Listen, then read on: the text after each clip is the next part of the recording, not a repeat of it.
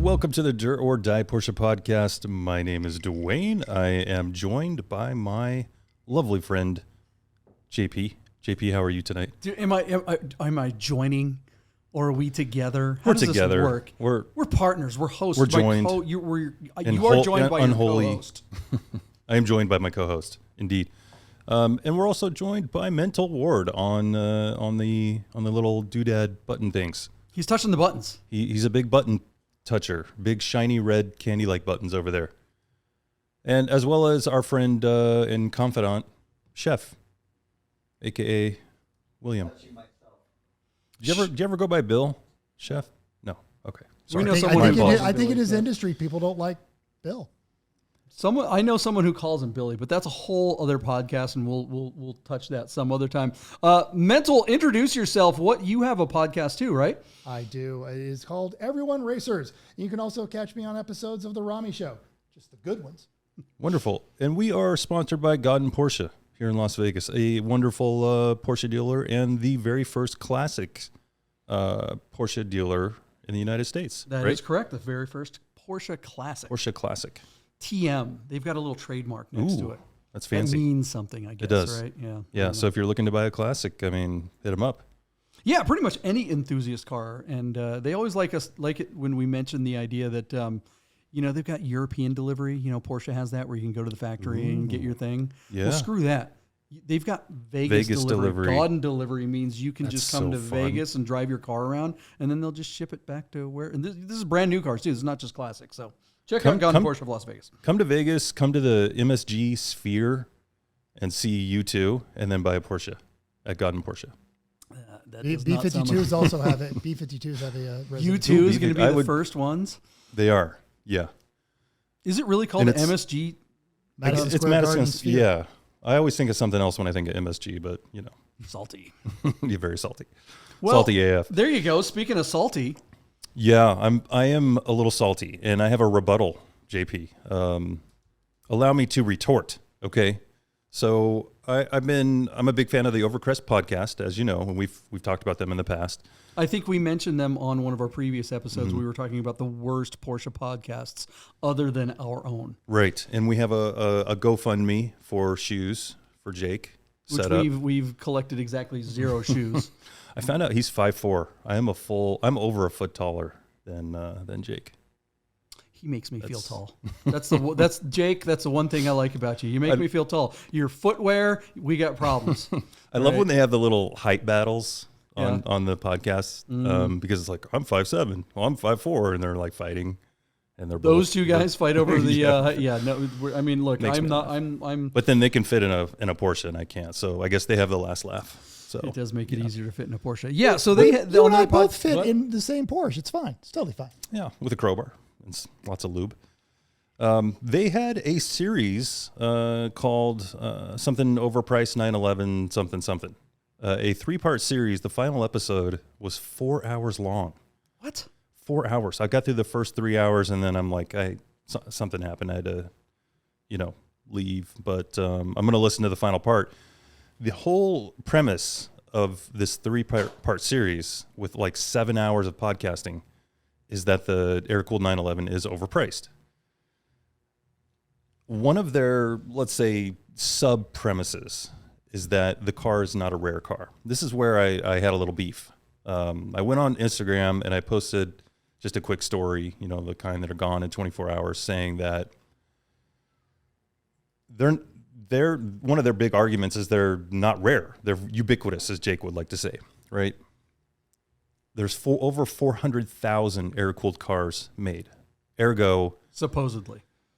Ergo, you can easily obtain one. They should not be overpriced as they are because, you're practically tripping over them when you're walking down to the corner mall or whatever. My argument is, first of all, this 400,000 number that they kept throwing, and I put this on Instagram, and then on the 3rd episode at the 10-minute mark, they had their own little rebuttal. I mean, I think it was to me because I actually talked to them privately through DM regarding that post I made. You had a sub conversation. I had conversation with both of them okay. because they both actually reached out to me I mean, I talk to them all the time online. We're friends and whatnot. We're friendly, whatever. So it's not unusual for them to reach out about other stuff, or me and vice versa. Both of them have been on Bid Nerds as well. Have they? Okay. As third nerds in nice past episodes. Yeah. Yeah. And this is not we're not. This is purely about the content that I'm arguing about. I have nothing against them or their podcast or anything. At least when we're recording. I mean, when off there, we're talking about all kinds of ish. Oh, please. Sure, whatever. All right. So what was there? Yeah, let's get to this point here. I'm kind of chomping at the bit on this one too. Their premise is there are 400,000 cars, 400 air-cooled cars made, 400,000. Ergo, they are not rare, and they should not be priced what they're priced. Now, my argument to that is a 65,912 or 66,912, you're comparing that to a 993, right? Who's comparing that to a 993? Over-crest, because they're saying there's 400,000 of these air-cooled cars. So there's 400,000 number encompasses all 911s or air-cooled cars, including 914s? It's actually, I don't know if it includes the 912.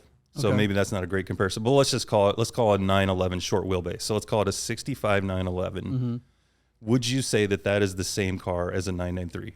Sure, it is. I mean, the fact is, it is.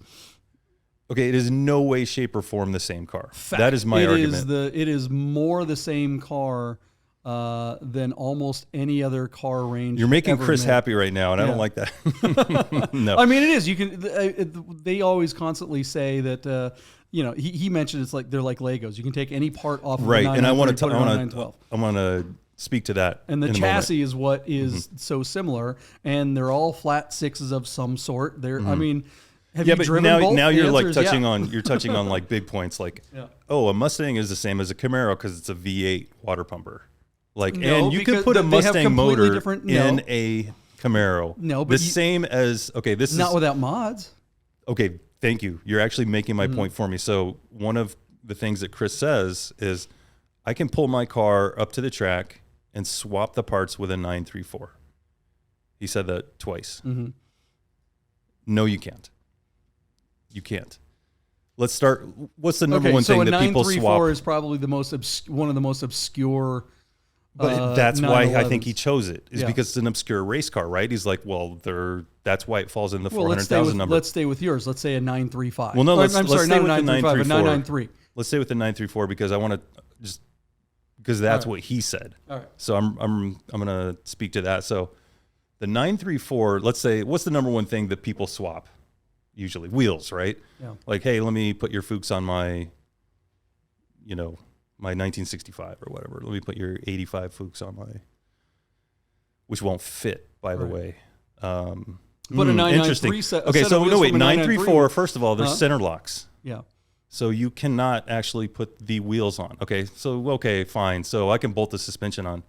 Actually, you can't. The banana arms are steel on a 934. There's a different mounting point. They're not interchangeable. You're getting in the weeds. You're so no, I'm not. But here's the thing. You're so on the fringe. I'll change the front suspension. Actually, you can't. The front suspension you're picking is completely apart. That's his example. That's right. His example. And I don't necessarily agree with him, but I'm more disagreeing with you. Okay, let's take a different car. There's nothing interchangeable on a 934 to Forget literally the 934. Nothing. Like who cares about a 934? I don't know if I've ever even seen one in real life. I've definitely never turned a wrench on one. But I've owned both a 912 and a 993. So okay, great. That's a great example. Let's stick with the 993. Can you put the 993 front fender on a 912? On an early 912? Yeah. Is it a direct bolt-on? Okay, thank you. On a 76, you could. Yes. It's a direct bolt-on to a 76. Yeah, the whole gosh dang thing. Yeah, because the early ones. I think the front end requires different metalwork and mods. I mean, for the front end. the long hoods. So now we're getting to the weeds, though.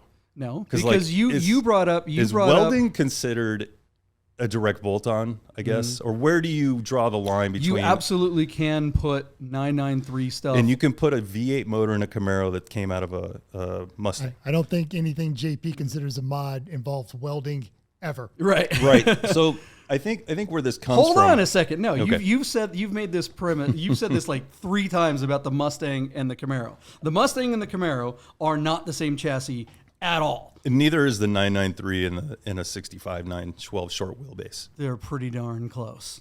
They're a lot closer than a Mustang They're a lot and more a Camaro. different. I don't know. I think they're a lot more different than you think. Like I think there's this like mythology of like Porsche. Oh, you can bolt on. You could put a 993 window in a 72.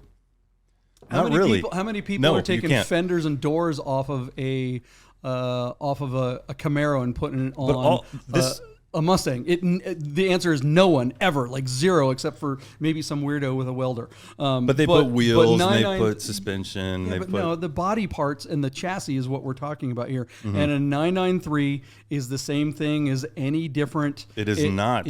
The 993 chassis is completely different. The 964 chassis is completely different. I know it has because it has independent suspension and everything. The 74 to the 87 chassis. Those are more similar. Sure. However, they're still different. There's so many differences. Like I was thinking but about, not compared to a Mustang and a Camaro.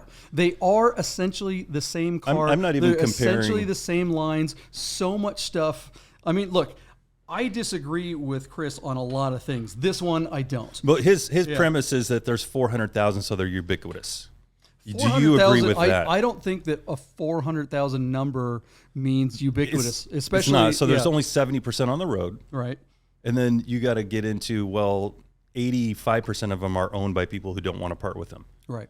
So there's only a few thousand. And then it's like, that's all 993s. Yeah. That's all short wheelbase. That's all long hoods. That's all SCs. From that's 65 all the way to 98. Yes, and so you're saying a mid-year, like if you're shopping, like Chef was shopping earlier. Chef is shopping for a long hood or backdate. Chef is shopping for a 911 with 3 pedals. He's even including water pumpers. But that's how similar they are. He pointed out long hood. No, he didn't. Okay, he pointed out a long hood. You're making our point for you. Let's talk about like who Chef, you see do you driving. Care about if you found a good 65 or a good 89 or a good 98? Does it matter to you at all? He's asleep. We can't hear you, so it's got to be a yes or no. You're not. That's not going to help, mental. Sorry, it's just not. Tell me, and then I'll translate. No. He said no. Oh, he said said it doesn't no. matter Okay. because he wants a 911. Does he have preferences in there? Of course, a long hood versus look. The thing is, you and I actually agree. 400,000 cars ever made, if that number is even true, which I don't. Over 40 something years. Look, how many times have you been to a car show and overheard some Mustang kid going, "Yeah, this car's really rare. There's only 5,000 in this color." And you're like, "Geez, they didn't even make that many 993s." Chris makes that point. Yeah. Like he's like, "What are we Mopar guys now? We're getting into." Well, I got the 4,000. Every Corvette at every Cars and Coffee ever, one of 6,402 made this year from the factory. Not ever. In this year. In this color combo by guys named Bob. Yeah. Subaru makes fewer than 400,000 cars a year. Period. Subaru, like all the cars, all the stupid wagons and Imprezas and WRXs or whatever, they make around 400,000. They make somewhere around 300,000 CRVs a year. And whatever the Honda equivalent of that is, crossovers and stuff like that.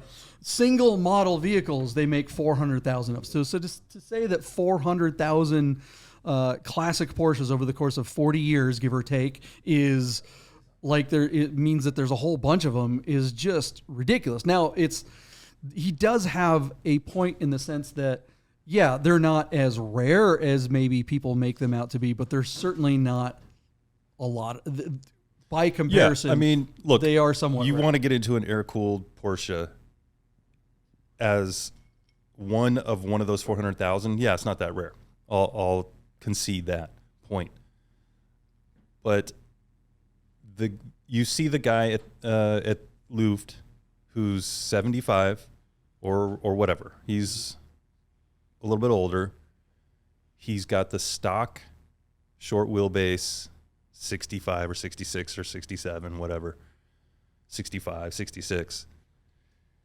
He is not the same buyer as Drew from Cooled Collective, who's got the Slam 964. What does that got to do with anything? My point with that is that Drew would not drive or consider buying a long hood stock ride height car and drive.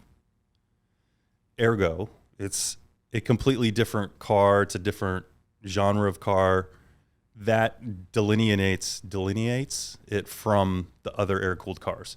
My point is that there's such huge valleys of difference between the eras that there's completely different buyers.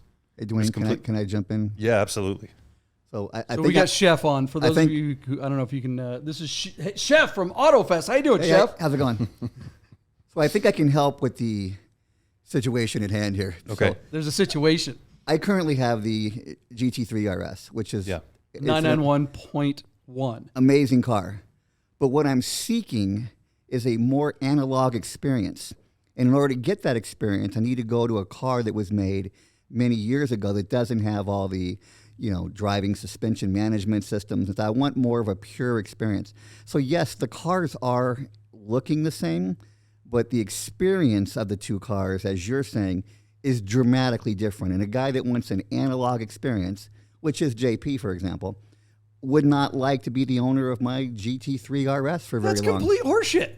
Sorry, I'm sorry to swear on my own show, but I own, I'm lucky enough to be one of those people that owns a couple of 911s, and I absolutely would buy a 993 RS, and I would absolutely buy a long hood 71 with a, what is that, a 2.2 or something like that, slow ass thing. Mm-hmm. I have my preferences, sure, and you're talking about Cooled Collective guy. I mean, I bet he would be happy in a long hood car. It's not his first choice, and maybe he would be happy in it because he's a Porsche because it's fan a 911, and all air-cooled 911s have a similar feel. But he's not a shopper for that car, right? But he would probably buy one if he came across a deal in one. Like if the guy who drives that car saw Drew's car and had that choice to buy that car versus.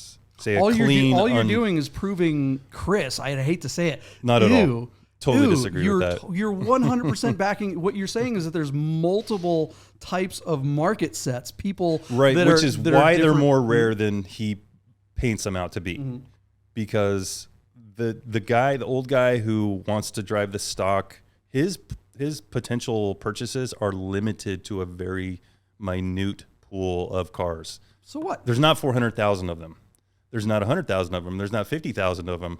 There's not 1,000 of them. There's maybe none of this stuff 50 matters. of them I mean, it on just the market. Doesn't matter. What matters is the fact that all of them, all the air-cooled cars, whether it's a 65 or a 98, all the air-cooled cars are in demand. Then there's enough people out there that want them. I agree with that. Like his main point is that they're overpriced, and what you get, what you get out of it, is not worth what you have to pay for it in this current market. Mm-hmm.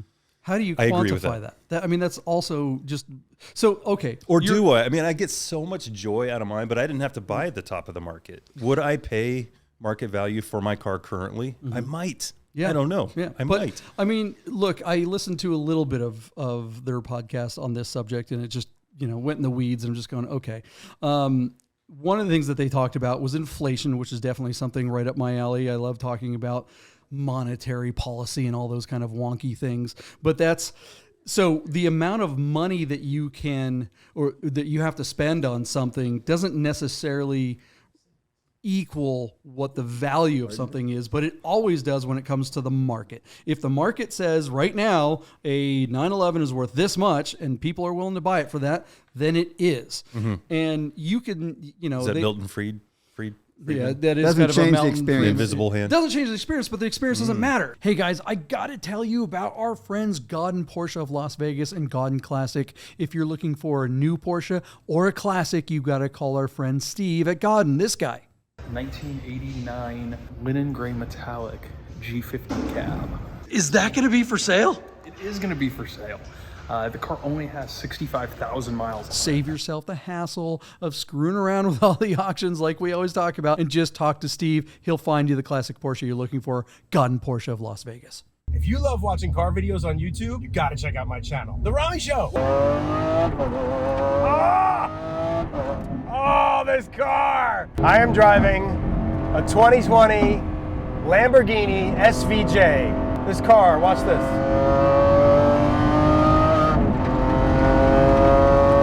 Oh! 115 mile an hour turn like it's nothing. A 993 and a 65 911. The difference is power. The difference is everything. It's not though, Duane. That's the chassis. It the window, is not. That the coilovers, what that says to me is that you've never spent any time behind the wheel other than a couple of cars. It's not. That's it. Yes, of course the driving experience is different. Of course, drastic more power, all that stuff. There is, when you get into a 911, you know it's an air-cooled car. If you blindfolded me, if you blindfolded you and you got into a 911 and you drove it around, you'd know this is an air-cooled 911. You could tell the difference between a water pump or another one. Of course, there's tons of differences between all the different models and configurations and all that stuff. But just the smell alone, you get into a 98 911 and it smells like a 65. It has that same thing. But again, I think ultimately you and I agree quite a bit on all this stuff. What we disagree with, of course, is the bad guy who was Kris.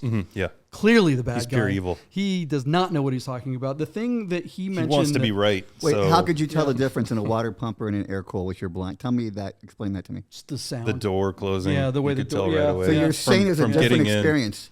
No, I'm not disagreeing that there's a different experience. I'm saying that that's not part of the conversation. You're having another conversation. I love that Chef goes and watches a couple of videos about Porsches, and he's like, it's an analog experience, and it's very visceral. It's like you could play a drinking game if you watch any video about old 911s and wait for those two buzzwords. You are trashed within 2 minutes. And I love you, Chef. I'm just trying to help Duane because he's looking a little beat up in the corner over there. So. Well, no, you basically agreed with me earlier. I mean, what you said was... But he was talking about water pumpers versus air-cooled cars. I mean, he was only off by one generation. Let me see what else they said. It's just a minor different thing. Here's something that they said that I took a big issue with, right? They said that, okay, they're not worth... You were getting at this. The driving experience isn't worth the money, right? And and then he talked about there's this economic arc where people are buying an upside. He's treating these cars as an asset class. I talk about this all the time on Bid Nerds. A car is worth what it's worth right now. What it's worth tomorrow is a different conversation. What it was worth is a different conversation. But if we're talking about what cars are worth now, they're worth what the market says they're worth. So it's not an asset class. It absolutely is an absolutely, but it doesn't matter if it depreciates. It's still an asset class. I mean, because it's still a hard asset. And the last few years have shown that that's not necessarily the case. And then if you look in the long run, 911s have done pretty darn well. In fact, they've done as well as the stock market over the course of 40 years. In some cases, better. Certainly not at the moment, but you could make an argument for some of them, absolutely. The older ones, the more collectible ones, they're absolutely an asset class. Are they a good one? Well, that's a value judgment. And so that's something that's a different question altogether, but absolutely any hard asset is an asset class, and they've certainly been treated as such. That's one of the things they talked about a lot. Where'd all the money come from in the last few years? There's been tons of money printed by the federal government, blah blah blah. Yeah, I mean they said stimulus checks, and then people had money. But people who got stimulus checks weren't out going buying Porsches. But that's a one-to-one relationship. That's kind of like that's not how you look at money, right? Yeah. That's not what money does in the economy, right? Yeah. And it's not even the stimulus checks. It's all the money that they spent on, all the backing all the big corporations and making sure. I mean, and all the buying of all the R&D they put in the vaccines. How many bajillions of dollars did they pump into pharma? Whether or not you think that any of that stuff worked or didn't, it doesn't matter. The fact is, the money was spent. The money that they're spending on Ukraine is still adding to this whole thing.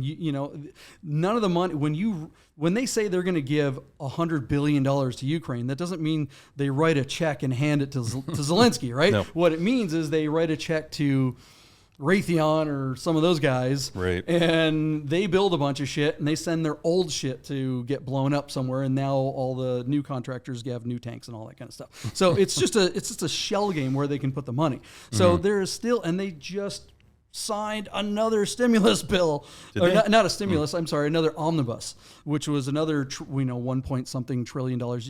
It's like all rolling. $1 trillion doesn't even sound like that much anymore. Yeah, they just keep spending and spending and spending. So that comes down to what money is worth. I mean, everyone talks about how a 911 SC at $50,000 or $60,000 is ridiculous. Well, it's like, wait a second.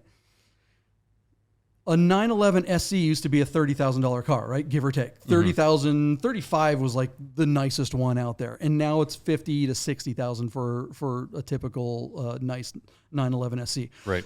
Well, 50 is just the new 30. It's not that the value has gone up. It's just that the value of money has gone down. That's all this is. What you can buy for your dollars. Correct. Mm-hmm. The way they love to talk about, when I say they, I mean the media and the government, the way they calculate inflation is totally different than it was 10 years ago. It's different than it was 5 years ago. They took out things like housing and food, the things that actually matter. Right. So how do they calculate inflation now? It's like a couple of things, I don't even know what's on that in that, right? And if they'll take that out as soon as there's an outlier, they'll pull it out of the equation because they've got to juke the numbers, right? They can't. Everyone's talking about, okay, the print on inflation is somewhere between 7 and 9%, but come on, man, what are you talking about? Like you just said, eggs and Porsches, classic Porsches, are way more than up 15 or up 9 or 7%. It's more like 15, maybe 20% over the last couple of years. So, well, let me ask you this: in the 3 episodes, they pitched 10 per episode, so 30 cars. Do I have that right? Or maybe 10 total alternate cars that you could purchase for better bang for the buck. Okay. So when I said that, immediately does anything come to mind of what you want to go get a great driving experience, maybe similar to like a analog, air-cooled 911? Yeah. Does anything spring to mind? Not a dang thing. Because and I can say this from firsthand experience. I've driven a lot, and look, Chef is absolutely right. It's the driving experience, right? I mean, there are a lot of cars out there that you can rate a car by a bunch of metrics. Yeah, Power. They had a vibe rating. Oh, a vibe rating. And I think they gave a 911. No, I mean, and they say that in their show. It's pretty funny. Yeah. But yeah, I mean, in terms of, are there other cars like a 911 that give you that kind of vibe? I mean, it's apples and oranges, right? Mm-hmm. And that's the thing about a 911 is if you want the 911 driving experience, whether it's a 65 or a 98, there's something intrinsic about all those cars that are fairly similar. And it's just which flavor, a milkshake, comes in a bunch of different flavors, but they're all still milkshakes, right? If I want you bought that R8 juice, right? Yeah. How did that compare? How much did that car cost, if you don't mind me asking? I mean, you could get like an R8 Spider V10 with the Artronic is somewhere around an $80,000 to $100,000 car, right? Okay, so what can you get for $90,000? Nothing in Porsche, nothing in air-cooled Porsche that would come even remotely close by the normal metrics to measure a car, and that's exactly what I was getting at. Mm-hmm. The V10. You're making their point. Mid-engine, all those things, all the horsepower, blah blah blah blah blah blah blah. Yes, those are all fun things, but if I could only have one, I'm picking a 911 that has way less power, way less capabilities. I don't care about all those metrics, all those things that they write in Road and Track, or all the things that, when you're a kid and you've never driven anything, especially our age, we grew up with all the magazines and stuff. It was always that spec. You flip past all the pictures and you look at the spec sheet, right? 0 to 60, top speed, all you skid pad, all that stuff, right? Mm-hmm. And you're looking at it going, oh, shucks, the Z06 in 1989 is the greatest car ever. Mm-hmm. And then you get old enough to drive those things and you go, I don't want to. I had one in teal. I had a Z06 in teal. Did you really have a teal Z06? Not a Z06. What was the Camaro? Camaro Z Camaro? Oh, okay. Well, that's a Z51? Z28. Z28. Okay. In teal. All right. Yeah. 96. Talk about a 400,000 production, that year. Yeah. Yeah. It was pretty fun. Well, something else that Kris said too is like, oh, they made some of these cars back then, and why weren't they if they're worth so much now, why weren't people buying them back in the 89 or 90s? It's because the people that wanted them didn't have the money, and they do now. That's the whole point. That's the whole thing. The whole thing that's driving this entire market, said it a million times over the last few years, it's guys in their 40s to 60s that have disposable income. That's what always drives the used car market. What's going to hurt 911s is when guys our age start retiring. And our kids don't want those old cars. You know, luckily the 911, the Porsche as a brand is kind of like Ferrari now, where it's become a brand that all ages really aspire to. Back then, Porsche wasn't quite like that. But it's kind of become that in the last 20 years. In the late 90s, I mean, it still felt like it was a cool car, but it felt like maybe like rich dentist car, not like actor car, like actors like Ferrari or Lamborghini, right? Or like, you know, sports guy, superstar sports guy. Does that make any sense? Yeah, it does, because look, it goes back to what you were saying earlier. There's different types of buyers for the different flavors of 911 over the years. And back in the day, and this is something that they mentioned a lot in the part of it that I heard Overcrest talking about, was that, okay, some of them were backdated, some of them were slant-nosed cars, some of them were made to look like newer ones that were older ones, and vice versa and stuff like that. And that all kind of followed the trends and tastes of the current generation. But that goes with the whole point that now that guys our age have the money, we go back and get the stuff that we wanted back then. Right. G.I. Joe toys. Yeah, what drove those modifications, the reason why someone would take back in the day, a 73 911 and cut the fenders off it and bolt on fiberglass slant nose hoods. They were trying to make it look like the more... They were trying to make it look like the more expensive new one, because they wanted it for a different reason than just necessarily the driving experience. So many mere atrocities. Oh, right. Yeah. How many long hood cars were just absolutely destroyed because of that kind of drive? And then we're still finding them. I don't know whose point I'm going to make with this too, but JP, you and I attended high school at the same point. 1952. Not Porsches, but how many good driver quality Bandit Trans Ams were ruined by air shocks and ladder bars and AutoZone chrome kits and just all this ridiculous stuff. And partially because they were trying to make them into something more modern, and they were disposable. Here's a cheap car that I can do a bunch of crap to, and I'm not destroying a Delahaye. Yeah. The Bandit Trans Am is a lot of money now. Yeah, because why? Because 40-year-old dudes 40 and 50-year-old guys wanted one. Yeah, I would argue a proper Bandit Trans Am costs as much as any air-cooled. Yeah, absolutely. For a good one, yeah. Holy shit. Yeah. I mean, on our show, Bid Nerds, if you haven't checked out Bid Nerds, please go and check out our YouTube channel, Bid Nerds, Daily Nerd on the most interesting car of the day and all the automotive enthusiast auction sites. We're seeing all kinds of crazy stuff come up. I mean, obviously the Supras have been hot ever since Fast and the Furious, but they were not like they are now. 300 ZXs are finally finding their moment. That was a bargain. I have not looked at one of those recently. Yeah, there was a turbo for almost $40,000, which isn't much when you compare that to a Supra.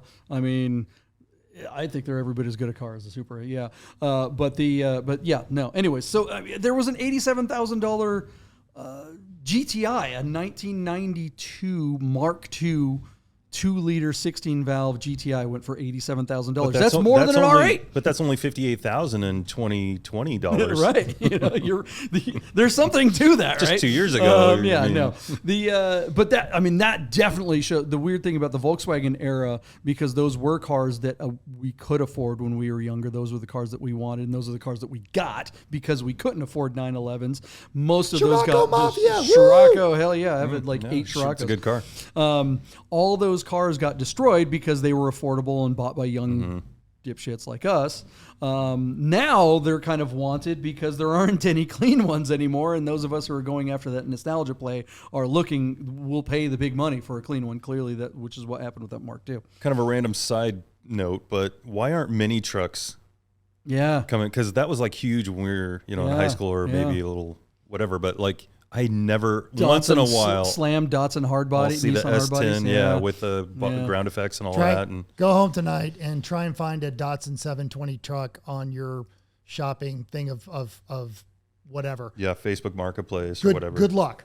Yeah. Well, I mean, I think it goes right there with what I was just saying about the Mark II Volkswagens.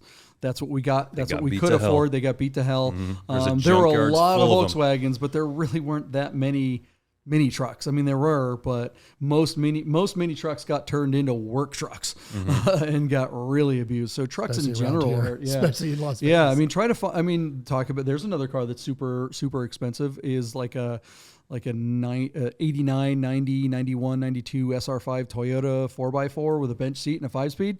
I mean, a clean one of those are bringing $30,000, $40,000 and more. It's like, what is going on? Those were $2,000-$3,000 cars forever. And they drive like it.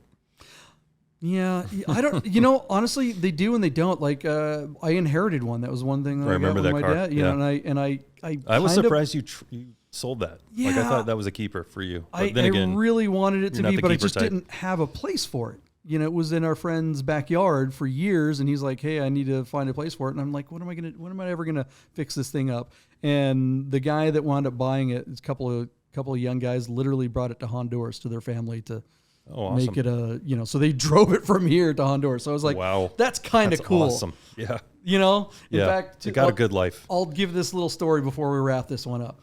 I put it up for sale, and these cars are sought after. And so I had 1 million people hit me up. The price wasn't much. I think I was asking like $5,000 or something like that, which I thought was crazy. My phone blew up, or the internet blew up. I'm getting all these messages, and I've got to drive all the way across town to our friend's backyard to show it to people. And the first 2 people stood me up. Third guy, I'm driving all the way over there. I get there. He's waiting for me.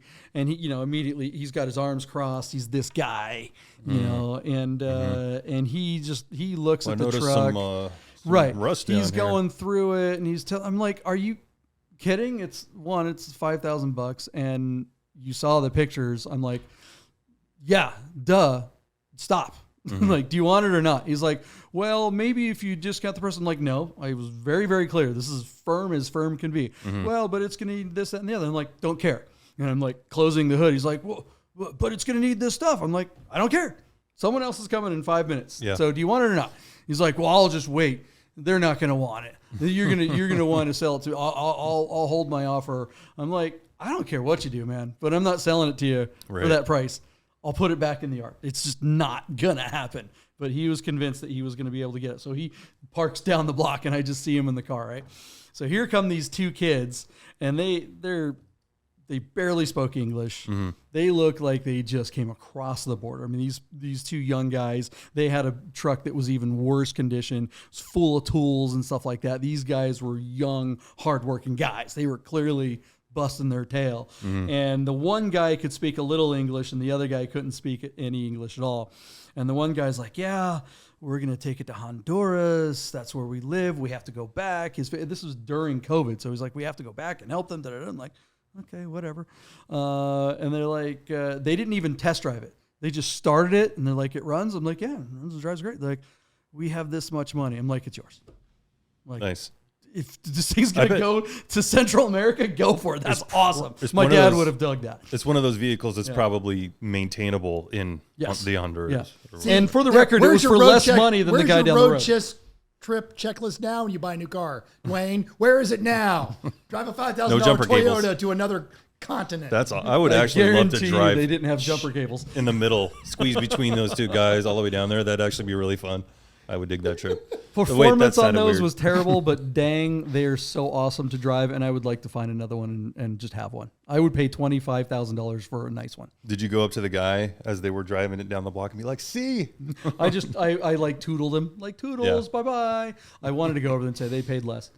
Right. There it is, guys. What do you think? Are 911s overpriced? Is the hype just hype? Or is there really something there?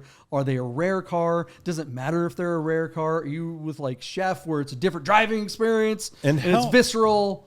How much more can we piggyback off the successful podcast of Overcrest to get more viewers? That's the question. Have we done it at all? I don't think it's done a dang bit of good for us. I think it's hurting us. I think people are like, well, I don't like those guys, and I definitely don't like these two yahoos. So I don't know. I think we're going after kind of a niche market that's probably not. We're gonna steal one member at a time, so we get to 20. We should have wore. I should have wore my vacation land hat. Oh yeah. Chef, anything else you want to say before we're out? Thanks for getting the pizza, buddy. I like you're rolling on Mental's little scooter there. Yeah. Mental, how long you got to use that knee scooter thing? 2 weeks, and then it's walking boot for everything. Oh, wow. Okay, that's not too bad. Right on. Well, there it is, guys. Thanks for hanging out for another edition of Dur or Die, the Porsche podcast that, well, I don't know. We haven't come up with a slogan for this show. Yeah. And we won't at this point either. Yeah, so we'll drink more. We'll keep thinking on it. Drop in the comments. I thought our arrest that, like, and subscribe. Our motto was like the wettest podcast or something like that, wasn't it? I don't know. We Chef, like to drink why are you a doing lot. that to me? Oh God! All right, you know end what I the mean. show. We'll see you next time, guys. See ya.